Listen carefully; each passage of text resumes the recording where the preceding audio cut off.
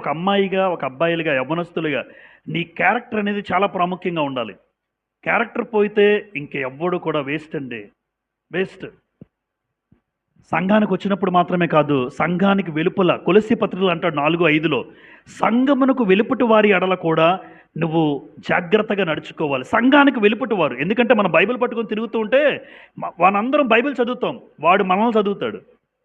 మనం బైబిల్ చదువుతున్నాం, వాడు నీ జీవితాన్ని చదువుతాడు. భలే పట్టుకెళ్తుంది ఈ అమ్మాయి, భలే వెళ్ళిపోతున్నాడు రా బైబిల్ వేసుకుని ఆదివారం వచ్చేసరికి.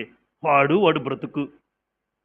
నిన్ను బట్టి కదా దేవుని నామం దూషించబడుతుంది అన్నమాట సార్థకం చేసే వాళ్ళుగా చాలామంది క్రైస్తవ సమాజం కనబడుతూ ఉంటారు. కానీ నీ ప్రవర్తన చాలా జాగ్రత్త. నీ ప్రవర్తన ముఖ్యం. 2వ దినవృత్తాంతాల గ్రంథం 6వ అధ్యాయం, 2వ దినవృత్తాంతముల గ్రంథం 6వ అధ్యాయం,